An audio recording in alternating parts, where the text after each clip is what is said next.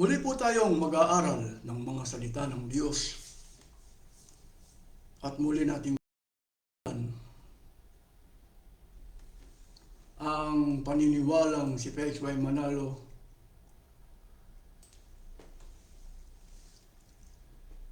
ang paniniwala nila kay Felix Y. Manalo ang huling sugo ng Diyos. Namatay po si Felix Y. Manalo noong 1963.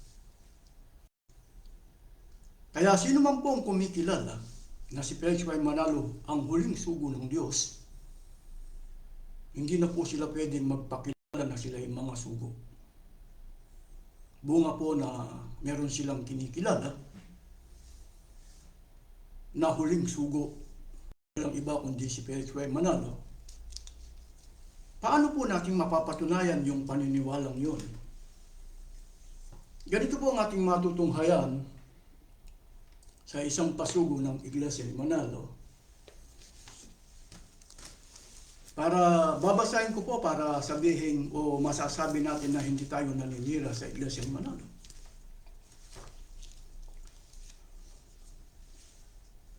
Pangulong Tudling, ang huling sugo ng Diyos. Volume 51, number 5, May 1999. Dito po sa Pangulong Tudling. Sa Tagalog na po natin babasahin kung anong paniniwala ng Iglesia ni Manalo. Sa page 15, si kapatid na Felix Y. Manalo ang isinugo ng Diyos upang ipangaral ang mabuting balita ng kaligtasan sa mga huling araw. Ang kanyang pangangaral na katuparan ng mga hula sa Biblia ay nagbunga ng muling pagbangon ng Iglesia ni Cristo matapos na ito'y matalikod sa pananampalataya pagkamatay ng mga apostol. Siya ang huling sugo ng Diyos. Yan po ang paniniwala ng Iglesia ni Manalo kay Felix Y. Manalo. Siya ang huling sugo ng Diyos. Kailan namatay si Felix Y. Manalo? 1963. Sino man po ang kumikilala kay Felix Y. Manalo na huling sugo ng Diyos, hindi na po sila pwedeng magpakilalang sila yung mga sugo. Pero hindi po nila itinuturo na sila hindi na mga sugo, hindi na sila mga sugo. Hindi po nila itinuturo. Ang itinuturo lang po nila na si Felix Y. Manalo ang huling sugo ng Diyos. Dapat kapag idiniklara mong huling sugo ng Diyos si Felix Y. Manalo, sasabihin mo sa mga kami po, bilang mga tagapagturo ng huling sugo ng Diyos, hindi na po kami mga sugo. Wala pong nagtuturong ganyan. Kaya ganyan po tayong naghahamon ng debate o diskusyon sa mga ministro ni Manalo para paaminin natin sila na sila ay hindi na mga sinugo o mga sugo ng Diyos. Dahil meron silang kinikilalang huling sugo ng Diyos. Ito pong paniniwalang ang huling sugo ng Diyos, mababasa lang po sa pasugo. Sa pasugo ng Iglesia ni Manalo. Ang terminong huling sugo, wala po kayong mababasa sa Biblia. Kaya alin po ang paniniwalaan natin? Ang pasugo o ang Biblia? Kayo na po ngayon ang humatol. Ito pong paniniwalang huling sugo ng Diyos si Felix Y. Manalo ay kokontra o lalabag po sa 2 Corintios 5:20. Ganito po ang pagtuturo ng banal na kasulatan. Pakinggan po ninyo kung anong pagtuturo ni Apostol Pablo, 2 Corintios.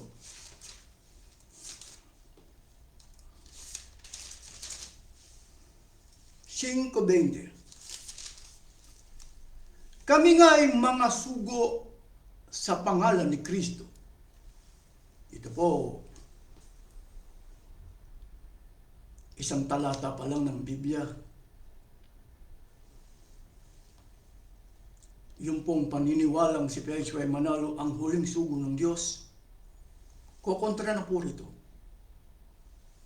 Uulitin ko, kami nga'y mga sugo sa pangalan ni Kristo, nawaring namamanhik ang Diyos sa pamamagitan namin. Kayo'y pinamamanhikan namin sa pangalan ni Kristo na kayo'y makipagkasundo sa Diyos.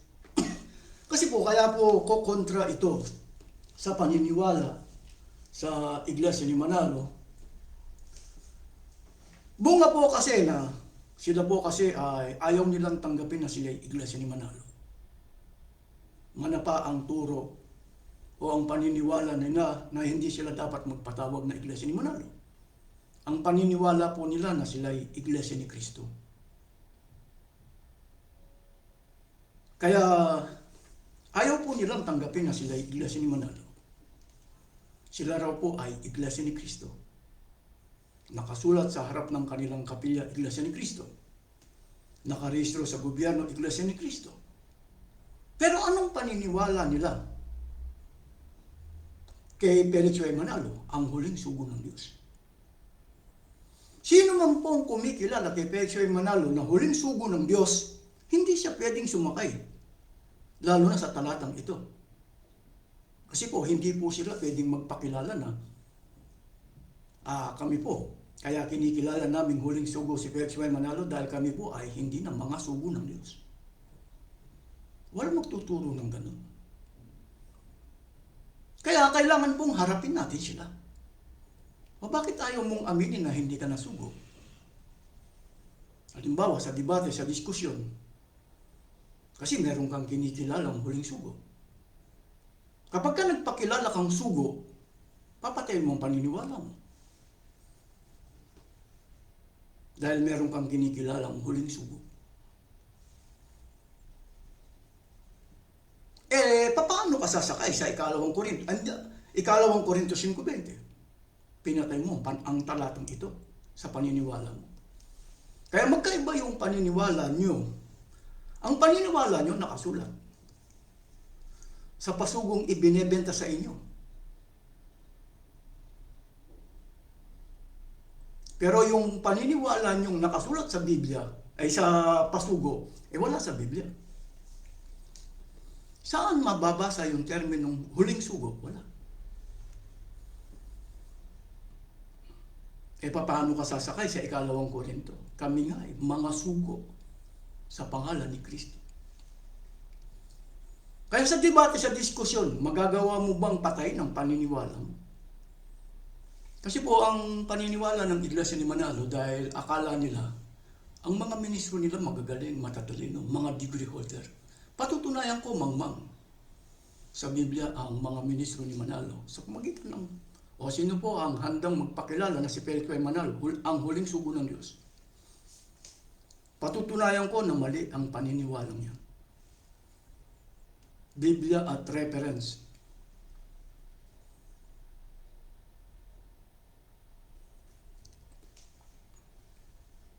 Diliwanagin po natin para maunawan at maintindihan po niyo. Kasi po ang paniniwala ng Iglesia ni Manalo, hindi naman dating ganyan eh. Hindi ganyan ang dating paniniwala ng Iglesia ni Manalo. Hindi huling sugo si Felix Y. Manalo. Pansinin po ninyo sa isang pasugo.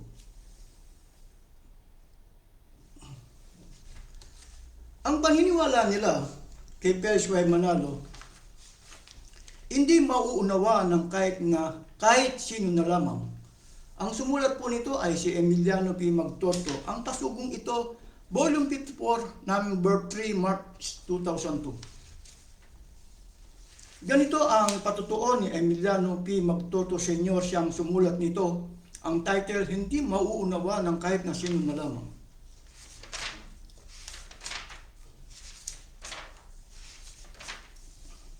Ang kahulugan ng salitang anghel ay sugo. Ang ibang anghel na hinuhulaan sa Apokalips 7:3 ay tao. Sa likas na kalagayan, siya ay tao. Ministro ng Ebanghelyo sapagkat ang gawain niya ay pagtatatak. Dati po ang paniniwala ng Iglesia ni Manalo, hindi naman po huling sugo si Felix Y. Manalo. Pansinin po ninyo ang anghel. Binasa ko na kanina doon sa pasugo. Pagkatapos sugo. Ministro.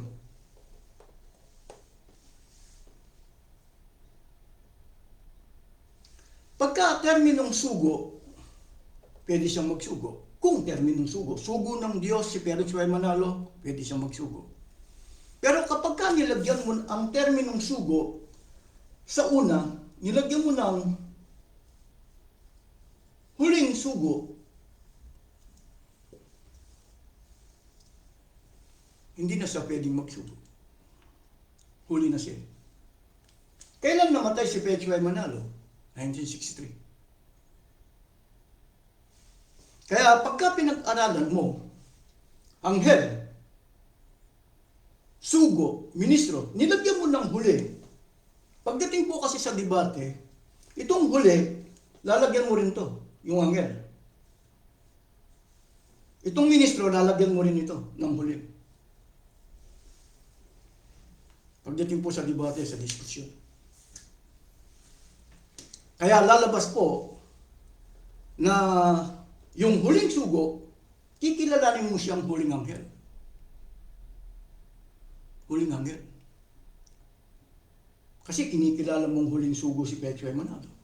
Kikilalanin mo na yung anghel, huli rin. At yung ministro, kikilalanin mo rin siyang huli. Kaya pagka maliwanag na po yan. Kaya ganyan pong nanggigigil ang Iglesia ni Manalo sa atin. Alam niyo po, meron kasi silang ginagamit na, binasa ko na kanina, pero muli kong babasahin. Itong sinulat ni Emiliano P. Magtoto Sr. Pakinggan po ninyo kung, pakinggan niyo uli. Uulitin ko ba para maunawan at maintindihan po ninyo. Ang kahulugan ng salitang anghel ay sugo. Ang ibang anghel na inuulahan sa Apocalypse 2:3 ay tao sa likas na kalagayan. Siya ay tao, ministro ng ebanghelyo, sapagkat ang gawain niya ay pagtatatak. Ano po ang ginamit nilang talata? Apocalypse 2:3. Babasahin po natin.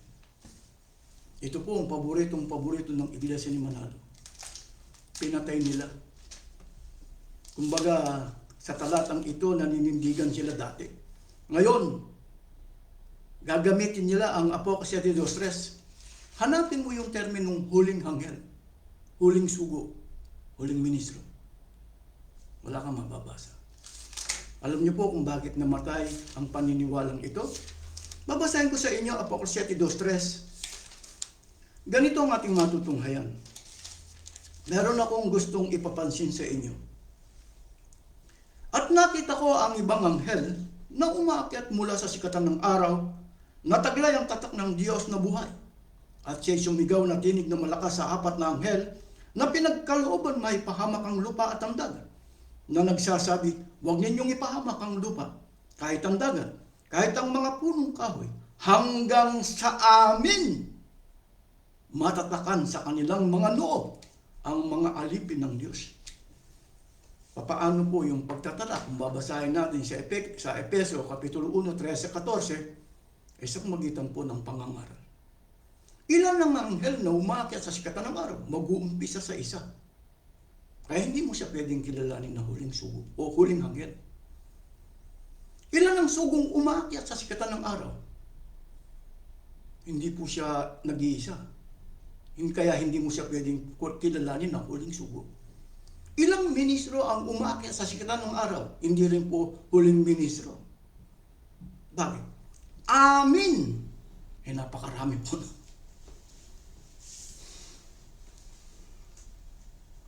Kaya ang Iglesia ni Manalo, talata. Akala po kasi ng iba, hanggang Facebook, YouTube lang tayo pwedeng maghamon ng debate o diskusyon. Hindi po. Mas maganda po sa lantaran. Sa kabila na sila'y nananakot o pinagbabantahan tayo, bakit hindi natin sila harapin kung nakahanda sila?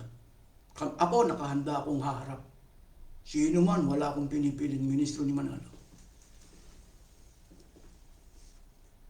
Saan mababasa sa Biblia yung terminong huling sugo? Saan mo napulot yun? Saan mo napulot sa Biblia yung terminong huling sugo na ikinakapit mo kay Felix Y. Manalo? Alam niyo po ang tunay na sugo. Ganito ang ating matutunghayan na aklat po ng bago ko basahin ng 2021, ano po ba ang kahulugan ng salitang sugo? Kasi po baka maraming nakikinig o maraming nanonood sa atin. Ano ba yung terminong sugo? Para maunawan at maintindihan po ninyo, 3:34, ganito po ang ating matutunghayan batay sa pagtuturo po ng Biblia kung anong kahulugan ng salitang sugo. Sapagkat ang sinugong ng Diyos ay nagsasalita ng mga salita ng Diyos, sapagkat hindi niya ibinibigay ang Espiritu sa pamamagitan ng sukat. Ang terminong sugo, nagsasalita ng mga salita ng Diyos. Sino ang huling tagapagsalita ng salita ng Diyos nila? Si Felix Y. Manalo. Kailan namatay yung huling tagapagsalita ng salita ng Diyos nila? 1963. Ang tunay na sugo, nagagamit po sa pagsusugo. Kaya hindi po siya pwedeng magdeklara ng huling sugo. Ang babasahin ko po sa inyo, aklat po ng 1,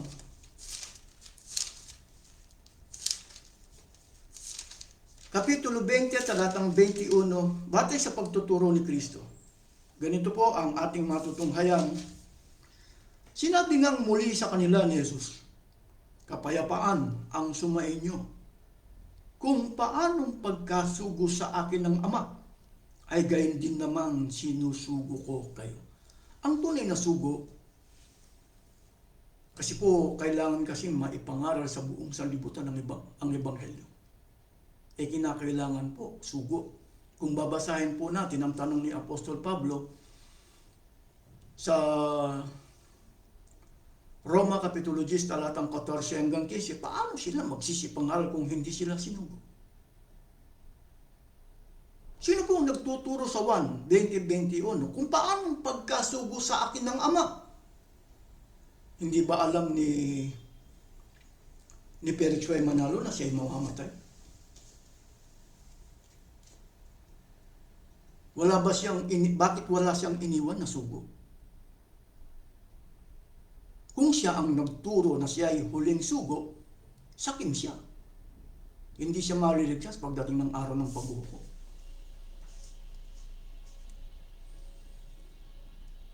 Huling sugo siya. Yung mga iniwan niya, hindi na pwedeng magdeklara na sila'y sugo. Kaya pinatay po nila yung 2 Korintios, kami nga eh. Di po ba ang pangalan nila? Papaano ka? Kasi po, ang isa sa mga katangian ng tunay na Iglesia ni Cristo, kami nga yung lahat ng tagapagturo, magdideklara ng mga sugo. Sa tunay na Iglesia na pag-aari ni Cristo, lahat magdideklara na kami nga yung mga sugo sa pangalan ni Cristo. Sa Iglesia ni Manalo, sinong huling sugo? Ang problema, hindi po nila pwedeng ito, kami po, hindi ng mga sugo Hindi po nila pwedeng ideklara. Mapipilitan lang po yan na magdideklara sa debate, sa diskusyon. Siyempre, tatanungin mo sila. Magagawa mo bang magdeklara na hindi ka nasugo? Kasi meron kang kinikilalang huling sugo. Papatay mo paniniwala mo pagdating ng debate, diskusyon. Hanggat walang nagtatanong sa kanila o walang maglalakas loob na magtanong sa kanila, hindi po nila nagiging tama ang paniniwala nila ang huling sugo si Felix Y. Manalo. Kaya ganyan po akong lumalantad. Nagpapakilala sa tunay na pangalan. Mali ang paniniwalang huling sugo si Felix Y. Manalo. Nakahanda po akong humarap. Paano pa po makakapagturo ng Ebanghelyo o ng mga salita ng Diyos ang huling sugo nila? Patay na. On the spot. Baka naglalaro sa isipan ng iba, meron naman po iniwan na ministro. Inuulit ko po para maintindihan po ninyo. Di po ba ang terminong anghel, kung mapapanood po ninyo, anghel, sugo, ministro. Iisang termino po yan. Hindi po siya nagkaroon ng tatlong tungkulin. Baka naman po yung terminong sugo, magkaiba doon sa terminong ministro. Binasa ko na kanina, 3:34, ang sinugo ng Diyos, tagapagsalita ng salita ng Diyos. Ngayon natin babasahin. Ang Colosas 1:25, paborito po ng Iglesia ni Manalo, kung anong kahulugan ng salitang ministro. Ganito po ang ating matutunghayan.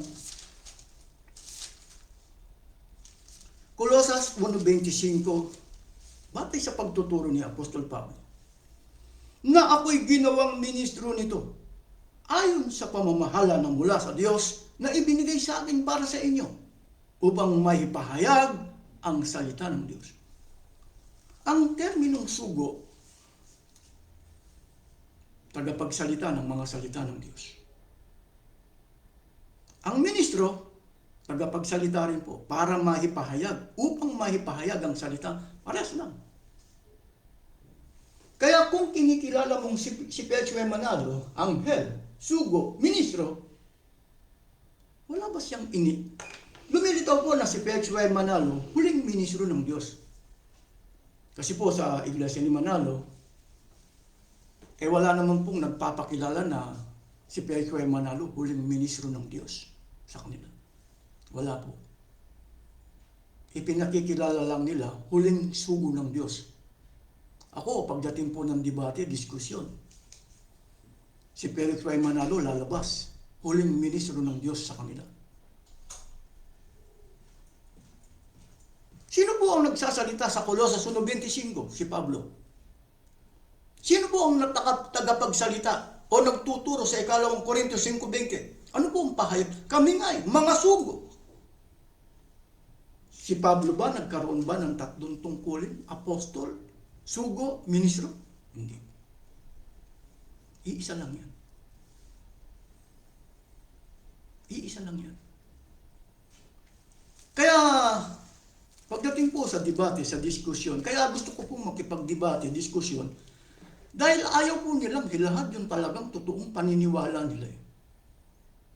Hindi po sapat na huling sugo si Pedro Manalo. Kasi po, kailangan po natin tanungin sila, dapat ideklara nila o ituro nila. Kaya po namin kinikilalang huling sugo ng Diyos si Pedro Manalo dahil kami po ay hindi na pwedeng magpakilala ng mga sugo. Hindi po kami pwedeng sumakay sa 2 Korintios 5:20. Kung ang sugo, ibang termino ng sugo, ministro. Sino pong huling ministro ng Diyos nila? Si Pedro Manalo. Yan po ang dapat lumabas sa debate. Pero meron bang magtuturo na si Pedro Manalo ang huling ministro ng Diyos nila? Wala. Lalabas lang yan sa pagtatanong. Kailan po natin matatanong ang mga ministro ni Manalo kung ayaw po nilang humarap ng debate at diskusyon? Bakit gustong-gusto ko pong makaharap sila? Patutunayan ko po, mangmang sila sa Biblia. Kahit nag-aral po sila sa university. Bakit nila itinuro na si Pedro Manalo huling sugo ng Diyos? Babasahin ko po sa inyo, ito po ang nakita kong dahilan kung bakit nila kinikilalang huling sugo ng Diyos o huling ministro ng Diyos si Pedro Manalo. Ito po yung dahilan. Para maintindihan po ninyo, nakikita niyo po rito sa TV screen, yung pong kumikilala kay Pedro Manalo, nagbuo po ng church administration. Ano po yung church administration? O anong layunin ng church administration? Gagawa po ng administrative rules. Ang isa sa mga administrative rules nila, itinuro na nga ni Kristo na hindi mo na dapat gawin. Katulad po ng 1 Kapitulo 10, talatang 12-13, ang upahan ay hindi tunay na tagapagturo. Sa Iglesia ni Manalo po, hindi sapat ang voluntary contribution o hindi po sapat ang limos ng mga kaanib. Kinakailangan pong tuturuan sila, magbabayad sila. Itinuro na nga ni Kristo. Kahit na po itinuro na ni Kristo na hindi tunay na tagapagturo, kailangan po nilang magpaupa. Kasi hindi po sapat yung limos ng mga kaanib. Kumbaga, igigisa sa sariling mantika mga kaanib. Yun po ang layunin. Kung bakit nila itinuturong si Felix Y. Manalo huling sugo. Itinuro din po ni Apostol Pablo sa 2 Korinto 2:17 na hindi kami katulad ng karamihan. Ano po ang ginagawa ng karamihan? Nagninegosyo ng pasugo sa murang halaga. Kaya sa Iglesia ni Manalo, ang pasugo po may bayad. Sa Pilipinas po, 25 pesos. Bago po nila ibibigay ng libre. Ang magbibigay ng libre yung bumili. Pero yung reliyon, hindi po magbibigay ng libre. Kailangan nilang ituro si Felix Y. Manalo huling sugo dahil sa pagkakabuo po ng church administration. Baka marami pong nanonood sa atin, paano mo mapapatunayan na nagbuo sila ng church administration, gumagawa ng administrative rules? Itong mga kumikilalang huling sugo ng Diyos si Felix Y. Manalo. Ito po yung pasugo. Matutunghayan po natin dito sa pasugong ito,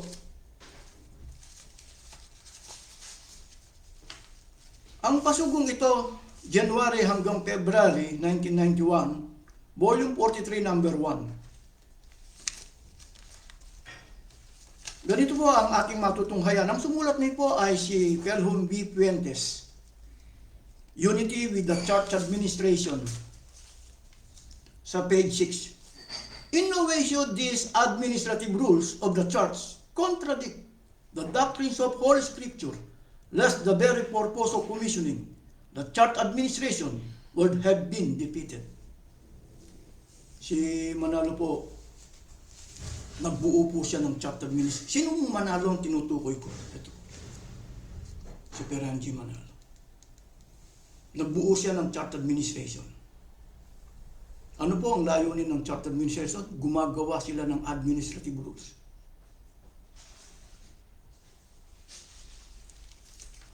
Ikukumpara po natin, kasi po, bukang bibig ng Iglesia ni Manalo na yung Iglesia ni Cristo noong unang siglo at saka yung iglesyang kinaaaniban nila do the same o magkatulad. Ganito po ang ating matutunghayan, mas maganda po. Babasahin po natin sa isang pasugo rin ng Iglesia ni Manalo, saan mababasa na ang paniniwala nila ay magkatulad. Ganito po ang ating matutunghayan.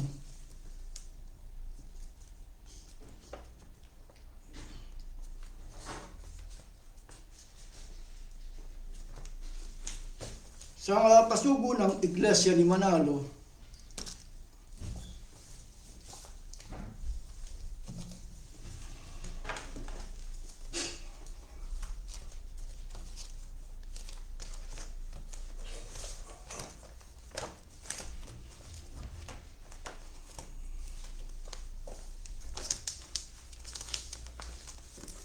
narito po, nakita ko yung pasugo.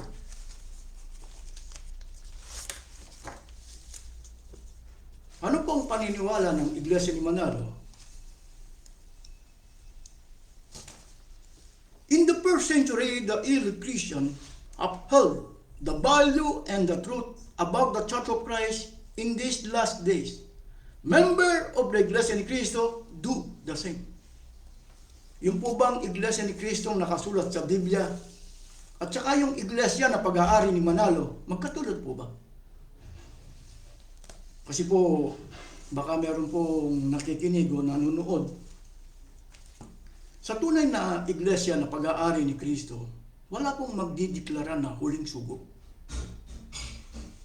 Itinuro ni Cristo, binasa ko na kanina, 1, Kapitulo 20, talatang 21, kung paano pagkasugo sa akin ng Ama, ay gayon din sinusugo ko kayo. Bakit kailangan magsugo? Para maipangaral sa buong sanlibutan ng Ebanghelyo. Ibig sabihin, lahat po ng tagapagturo magdideklara na kami nga'y mga ikalawang Korinto 5:20. Sa iglesia ni Manalo, meron po silang kinikilalang huling sugo.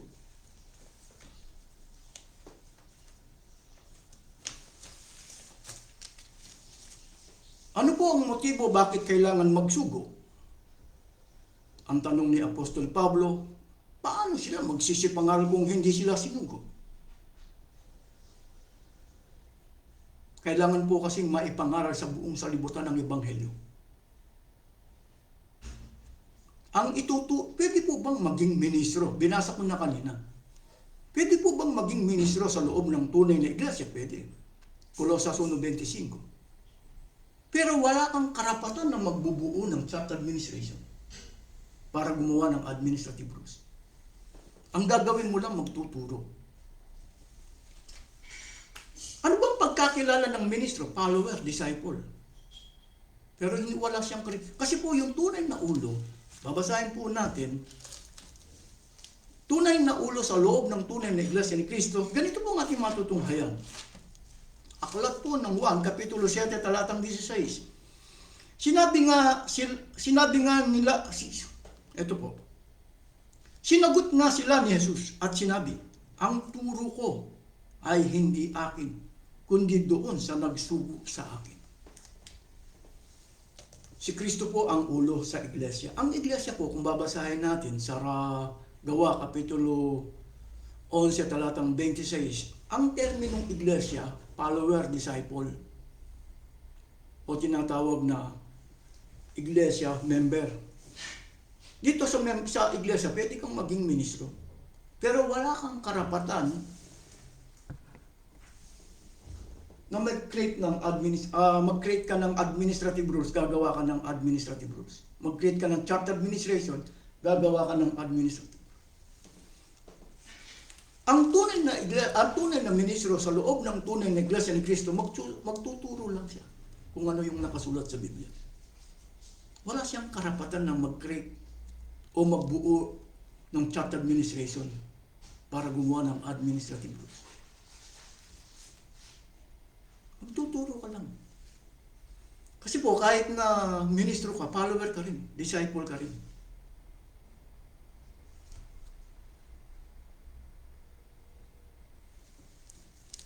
Kaya doon po nabibigla ang iglesia ni Manalo. Bakit nagbuo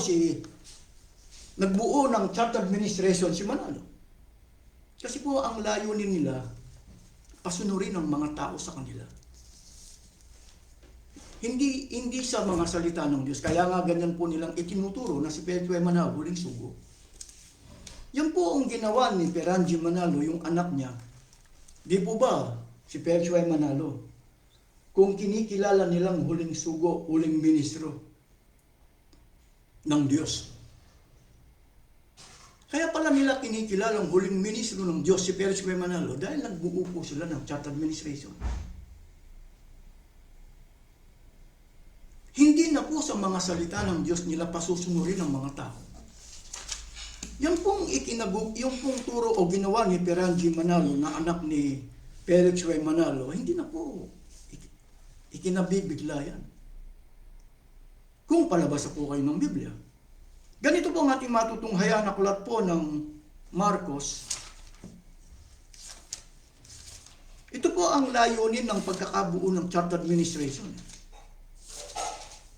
42. Aklat po ng Marcos Kapitulo 10, talatang 42. Kaya't pinalapit sila ni Jesus at sinabi, alam ninyo na ang mga itinuturing na pinuno ng mga hentil ay siyang pinapanginoon at ang mga dinadakila ay siyang nasusunod.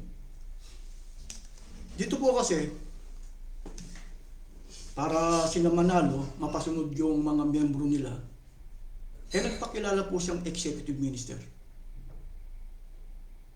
Kung sino man po yung magiging kapalit ng executive, yung deputy, pagkatapos meron po siyang tinatawag na church administration.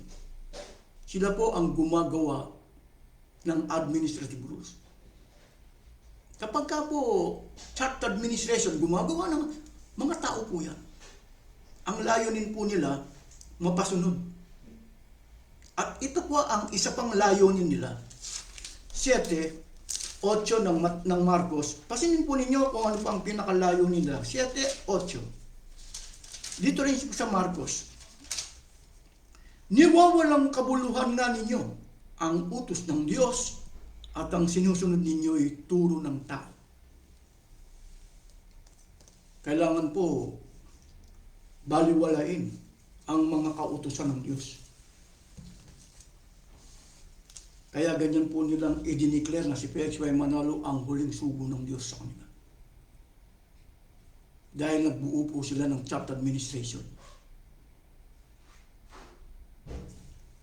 Gumagawa po ng administrative rules. Ang problema, yung administrative rules nila, hindi mo na dapat gawin. Katulad ng turo ni Kristo sa 1 Kapitulo 10, talatang 12-13, ang upahan. Hindi tunay na tagapagturo, pero kailangan nilang magpaupay. Ano mong ibig sabihin? Saking sila. Hindi magkakasa sa voluntary o sa mga limos ng mga kaanib.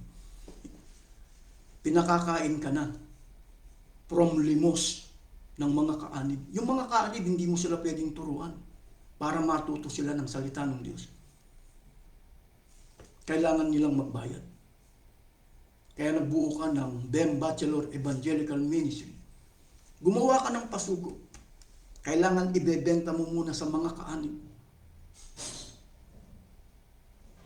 Pero hindi mo naman ito. Kaya nga po sa Iglesia ni Manalo, meron po ba kayong nakikita sa mga ministro ni Manalo na nagtuturo sa labas ng kanilang reliyon? Halimbawa, gamitin nila ang Net 25. Ang pag-aaral po sa pagkaministro sa amin, may bayad na po. Walang magdideklara ng gano'n. Ang pasugong ito, matagal na po pinababayad, ibinebenta sa aming mga kaanib. Walang magdideklara ng gano'n. Bakit? Hindi ipinatuturo. Para lang silang kabayo.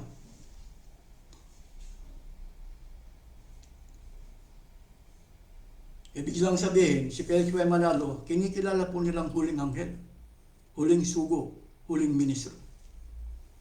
Ang dahilan dahil dun sa pagkakabuo po ng chapter administration. Naalala ko po yung papaano tumalikod ang una at ikalawang bahagi ng Iglesia ni Cristo. Pasagutin nyo yung mga ministro ni Manalo sa pamagitan po ng council. Alam po ng mga ministro yan.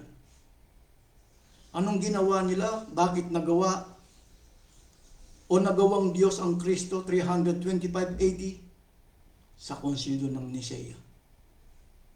Kailan ginawa ang Diyos ang Espiritu Santo 381 AD sa konsilyo ng Constantinople? Dahil sa konsilyo, gumagawa sila ng utos. Ano ngayon ang ginawa ni Perangi? Gumaya. Kaya lang, hindi niya pwedeng sabihin council. Anong terminong ginamit niya? Church administration. Gumagawa ng administrative rules.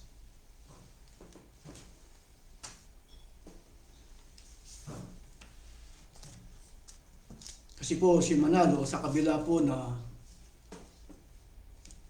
ibinibigay na lahat. Di po ba siya ay executive minister? Hindi po siya maghahanap ng tuturuan. Magtatago po siya. Kasama na ang kanyang mga ministro. Magtatago po sila sa kapilya, sa pastoral. Hindi po sila maghahanap ng tuturuan. Pero nagpapakilala ang ministro. Pagka dumating ka sa Milan o sa mga foreign, meron ka ng kotse, meron ka ng bahay, meron ka ng pagkain, pero hindi ka maghahanap ng tuturuan. Inihahanap ka ng tuturuan ng mga nanglilimos sa iyo. Anong nangyayari sa mga kay Manalo at sa kanyang mga ministro? Nagkukutis babae. Kasi ibinibigay na from voluntary contribution, from limos. Halimbawa sa ngayon, sa pamagitan po ng pagla-live, pwede ka na magturo. Pero hindi po gagawin. Bakit? Papaano po kikita ang Net 25? Papaano po kikita po yung Eagle Broadcasting System? Kasi hangharin po nila, hindi para magturo Ang hangarin nila, magtuturo sila pero kikita sa pamagitan po ng mga sponsor.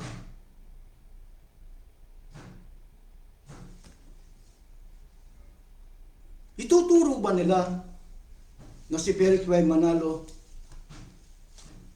ituturo ba nila, si Felix Y. Manalo po ang huling sugo ng Diyos sa atin, at kami, mga tagapagturo, hindi na po kami pwedeng magpakilalang huling mga sugo. Kasi meron na po tayong kinikilalang huling sugo. Walang magsasabi niya. Ang huling sugo, ibang termino, huling ministro ng Diyos, si Felix Y. Manalo. Masasabi mo ba na, kami po hindi na po mga ministro ng Diyos? Kasi po, ang ipinatutupad po namin yung mga administrative rules ng church administration. Hindi po ba ang pangalan nila, Iglesia ni Cristo, sa harap ng kanilang kapilya? Nakarehistro sa gobyerno ng Iglesia ni Cristo. Ito bang turo ng, yung terminong huling sugo na si Felix Y. Manalo, saan mababasa sa Biblia? Wala. Sa pasugo lang. Pero pansinin po ninyo, ito pong pasugo, terminong God message, God message yan. Hindi po God message ito. Hindi po God message. Kundi, mga mapaglarong kaisipan ng mga ministro ni Manalo. Ginawa po nilang saking si Felix Y. Manalo sa tungkulin. Kaya kung siya ang nagturo, hindi siya maliligtas. Ang kanyang anak na si Peranji Manalo, sakin po sa pera. Kaya hindi siya pwedeng magturo o magpaturo ng libre sa kabila na nabubuhay na sila sa limos. Kaya ginawa po niya, nagtayo o nagtatag siya ng BEM Bachelor Evangelical Ministry. Tinuruan niyang mga sakim ang kanyang mga ministro. Alam niyo po, kasi po, baka meron pong nanonood sa atin, napakaganda po ng mga kapilya nila. Napakaganda. Solemn po ang pagsamba. Hindi po katanggap-tanggap sa harap ng Diyos yan. Alam niyo kung bakit? Ang pagmiministro po sa Iglesia ni Manalo, may bayad na po. Ibig sabihin, pinatay po kasi nila ang turo ni Kristo. Ano po yung turo ni Kristo?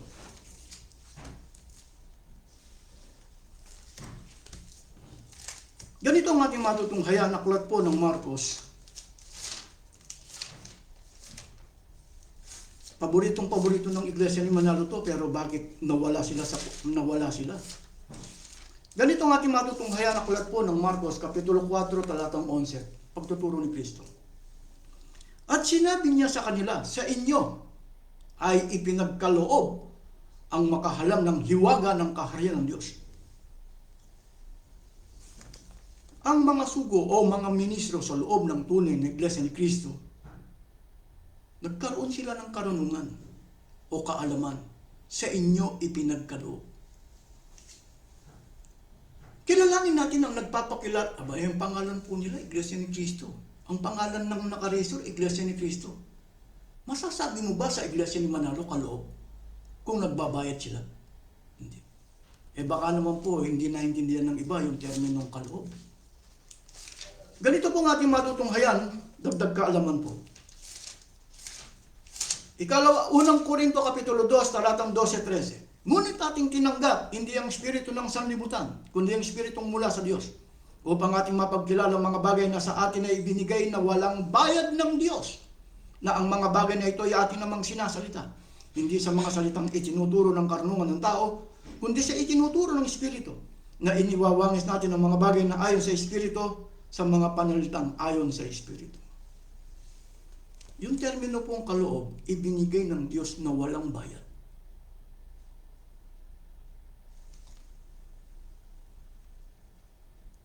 Kaya nagkakaroon po ng karunungan, gifted.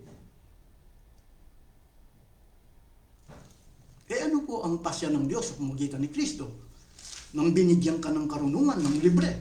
Ganito po po ang ating matutunghayan, aklat po ng Mateo, Kapitulo 10, magpagaling kayo ng mga may sakit, magpabangon kayo ng mga patay, mangaglinis kayo ng mga ketong, magpalabas kayo ng mga demonyo. Tinanggap ninyong walang bayad, ay ibigay ninyong walang bayad. Kailan po nagkaroon ng bayad ng pagmiministro sa Iglesia ni Manalo? 1980. 1930 nagsimula si Felix Y. Manalo na iparehistro ang iglesyang itinuro niya 1914. 1914 to 1980, walang bayad po. Kailan nagkaroon ng bayad? 1980. Yung bang mga tagapagturo nung mga nauna, nagbayad ba sila? Hindi. Bakit nagkaroon ng bayad? Sakim ka. Kaya po sinasabi ko, kung minsan sinasabi ng iba, si Felix Y. Manalo daw nagnakaw ng pabo o ng itik. Etong yung anak niya, hindi lamang po, kita nyo, nagkukutis babae, magnanakaw po ng kayamanan. Ginagamit ang Biblia para magtamasa ng kayamanan sa kabila na wala silang karapatan magtrabaho. Isang uri po ng pagnanakaw. Kita nyo si Eduardo Manalo, meron po siyang eroplano. Sa kabila po na wala silang karapatan magtrabaho. Magnanakaw po ng kayamanan. Kanino kinukuha yung kayamanan? Na ninanakaw nila. Sa kanilang kasakiman, kukunin ang inyong kayamanan. 2 Pedro Kapitulo 2, talatang 3.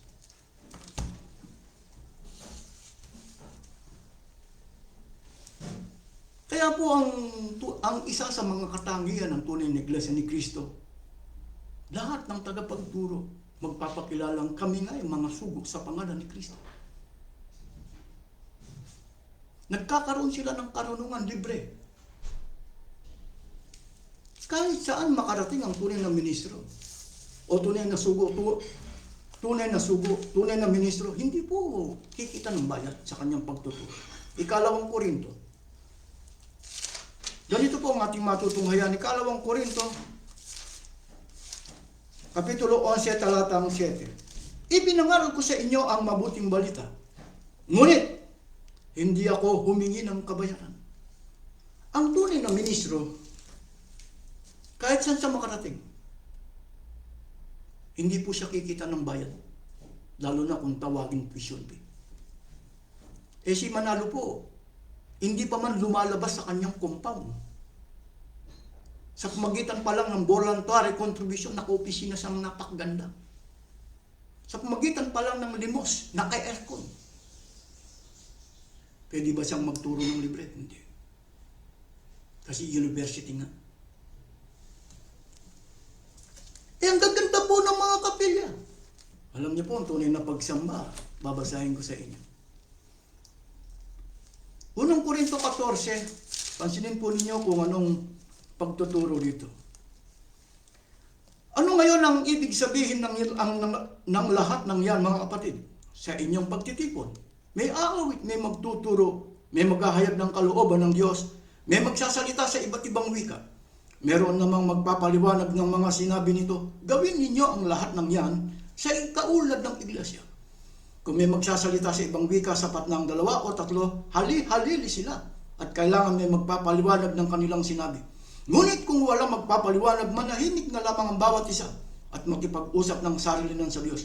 Magsalita ang 2 o 3 tao na tumanggap ng kaloob.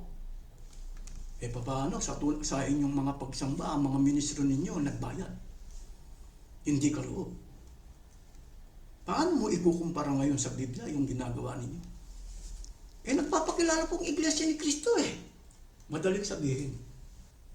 Kaya nyo bang patunayan na kayo ay Iglesia ni Cristo? Na pag-aari ni Cristo? Sa inyo bang reliyon o Iglesia ni Manalo? Kaloob ba? May sugo ba kayong buhay? Meron ba kayong ministrong buhay?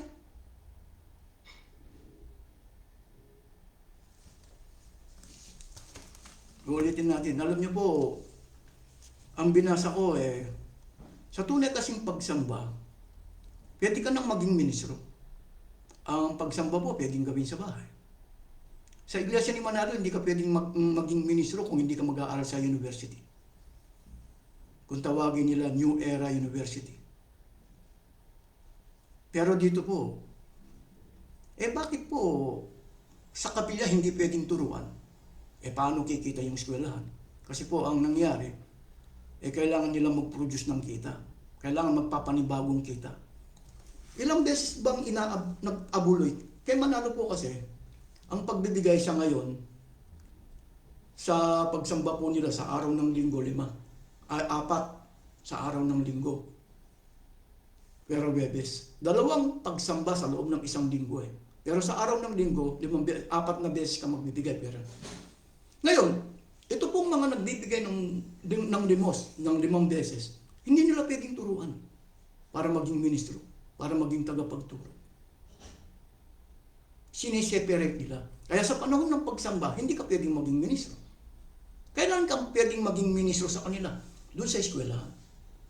Pero pagdating po sa Biblia, sa pagtitipon pwedeng gawin sa bahay. Ito po, babasahin ko sa inyo. Kasi po, si Felix W. Manalo, nagkulong lang siya. Ng 3 araw, 3 gabi sa kanyang bahay. Paglabas niya, ministro na. Ngayon po, 13 years na ang pagmiministro sa Iglesia ni Manalo, pababasahan mo lang ng 3 talata, ayaw. 29. Magsalita ang 2 o 3 tao na tumanggap ng kaloob na makapagpahayag ng salita ng Diyos at timbangin naman ng iba ang mga sinasabi nila. At kung ang isa sa mga nakaupo rooy tumanggap ng pahayag mula sa Diyos, tumigil naman ang nagsasalita. Paano ka makakapagsalita? Paano mo matuturuan yung 2 o 3 kung wala kang Biblia? Dapat po magkaroon po kayo ng Biblia bawat isa. Para maturuan nyo yung 2 o 3. Kay Manalo po, pagkatapos mong magsalita ng isa lang buluyan na. Pero dito po, kaya hindi po binabasa yung 29, 30, 31. Ulitin ko. Magsalita ang 2 o 3 tao na tumanggap ng kaloob na makapagpahayag ng salita ng Diyos at timbangin naman ng iba ang mga sinasabi nila. At kung ang isa sa mga nakaupo ay tumanggap ng pahayag mula sa Diyos, tumigil naman ang nagsasalita. Sapagkat kayong lahat ay maaaring isa-isang magpahayag ng salita ng Diyos upang matuto ang lahat at mapalakas ang loob nila. Dito po kasi pwedeng turuan yung ministro. Kapatid, bakit ayaw mong ituro yung 29, 30? Paano mo masasabing kaloob kung nagbayad ka? Sino bang nagturo sa Marcos 4:11? Si Kristo. Kinalaban mo si Kristo. Kung tulosin, wala namang karapatan si Manalo Pero bakit nila nagawa? Alam niyo po yung ginawa ni Manalo. Hindi na po bagong bagay yun. Ganito po ang ating matutunghayan, aklat po ng Isaias. Ito po yung natupad kung paano sila nakapagtayo ng church administration. Isaias 24:5.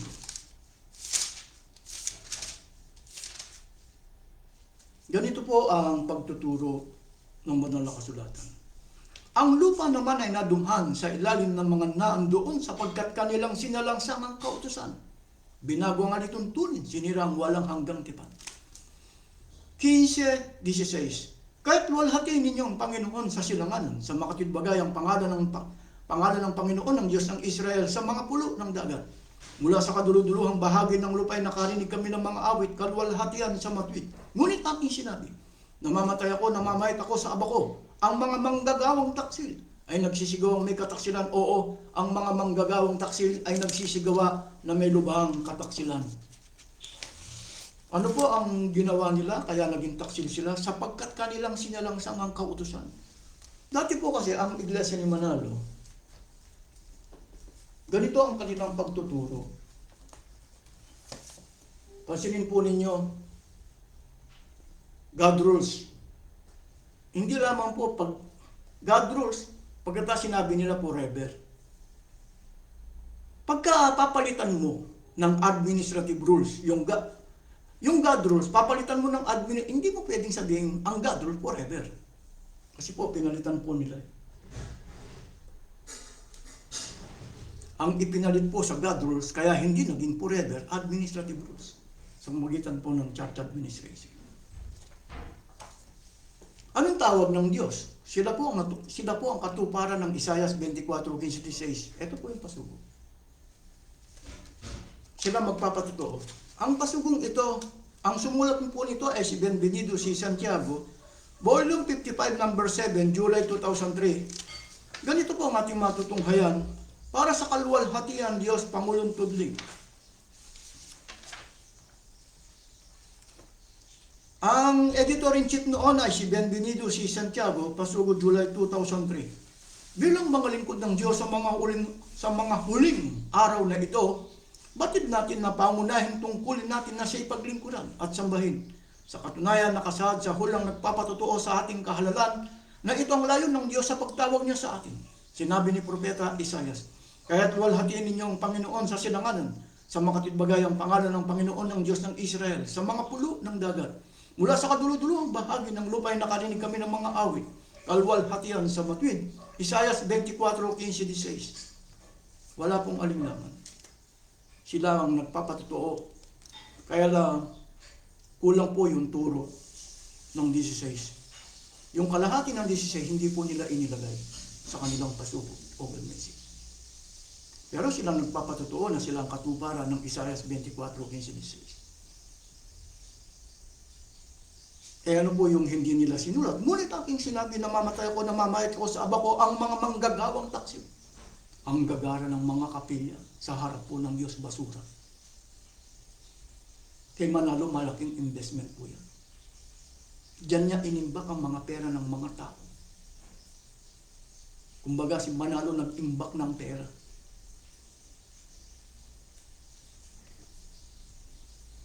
Pinaghirap niya yung mga kaanib niya. Ang akala ng mga kaanib, meron pong silbi. Ang mga kapilyang kanilang pinagsasamba, wala. Una, ang mga tagapagturo nila, hindi na pwedeng sabihin kaloob. Kaya sa debate, sa diskusyon ko, baka naman meron po magtatanong. Bakit purong iglesia ni Manalo ang iyong, kasi po marami nagko-comment. Bakit purong iglesia ni Manalo? Ang pinupuno mo, ang dami naman ng reliyon. Ganito po ang ating matutunghayan na aklat po ng Jeremias 6:22. Ito po ang dahilan. Ganito ang sabi ng Panginoon narito, ang isang bayan ay magmumula sa hilagaang lupain. Ito po yung tinuturo ko. Ang hilagaang lupain tinutukoy rito, Europe. Hindi po yung norte ng Pilipinas, katulad ng Tarlac.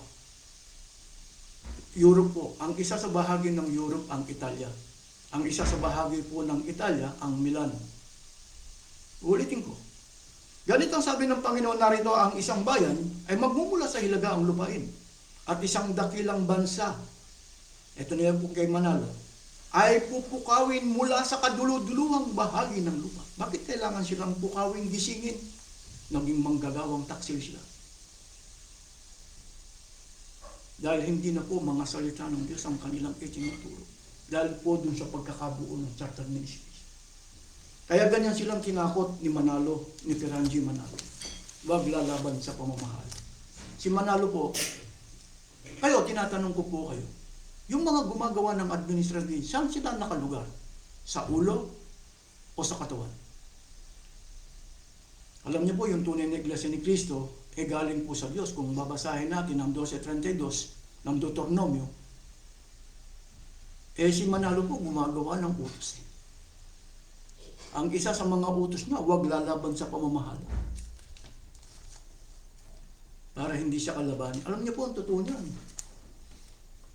Ang tunay na ministro, kung babasahin po natin sa Galacia Kapitulo 1, talatang 8 hanggang 9, pwedeng itakwil kung nagturo siya ng iba sa itinuro niya. Ano po ang unang turo nilang iglesia ni Manalo? Magpaturo po kayo ng pandoktrina 19. Pandoktrina numero 1. Sinong gumawa ng doktrina? Si Perangi Manalo. Turuan niyo siya ng sino man sa mga ministro ni Manalo kung ayaw nilang iturong muli. Turuan niyo o magpaturo kayo sa kanya.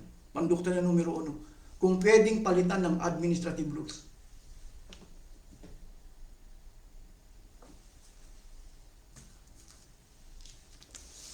Kahit na po ang pangalan ninyo, Iglesia ni Cristo, hindi po God rules ang sinusunod ninyo. Hindi po mga salita ng Diyos. Kaya hindi po basihan na kung ang pangalan mo, Iglesia ni Cristo ka na. Darami po ang, kung yun ang basihan ninyo, darami po, kasi po lahat ng reliyon nagpapakilalang Iglesia ni Cristo. Yung Mormons, Church of Christ Forwards, mga Pentecostal.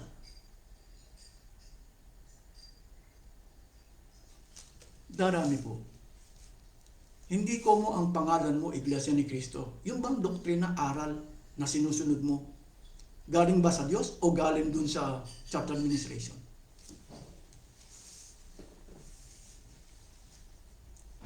Kaya gusto ko pong makipagdebate. Kung papatulan nila ako ngayon, kung hindi naman po nila ako papatulan, wala naman pong problema. Basta ako nagtuturo, tanggapin nyo hindi ko po hanap buhay ang reliyon. Kung meron akong trabaho, magtatrabaho ko. Kung bibigyan ako ng agency ng trabaho, magtatrabaho. Para may makain po. Hindi po ako nanglilimos. Hindi po ako nabubuhay sa limos. Hindi po ako katulad ni Manalo at ng kanyang mga ministro. Sila po ay nabubuhay sa limos. Sa kabila nabubuhay, napakarangya po ang buhay nila.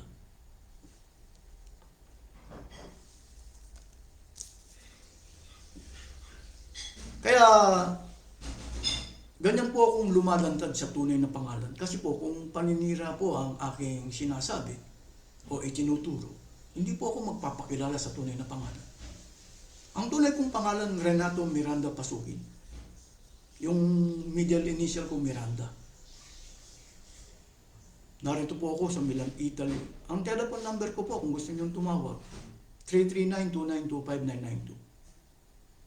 Via Morgantini, number 25, 2147 o 2148. Kung gusto nyo sumulat, mas maganda po sa chatroom na lang po. Matagal ko na pong nasang makaharap sa debate ang mga iglesia ni Manalo, lalo na mga ministro ni Manalo. Dahil ayaw po nilang ituro na sila hindi na mga sugo ng Diyos. Dahil meron silang kinikilalang huling sugo. Ang huling sugo nila o huling tagapagturo ng ebanghelyo nila ay si P.H.Y. Manalo. Ang huling ministro ng Diyos nila ay si P.H.Y. Manalo. Kailan namatay si P.H.Y. Manalo? Naging sakim ba si P.H.Y. Manalo sa tungkulin? Kung siya nagturo, hindi siya maliligtas. Ang anak niya naging sakim sa pera. Ang apo niya na si Eduardo Manalo naging sakim sa pera.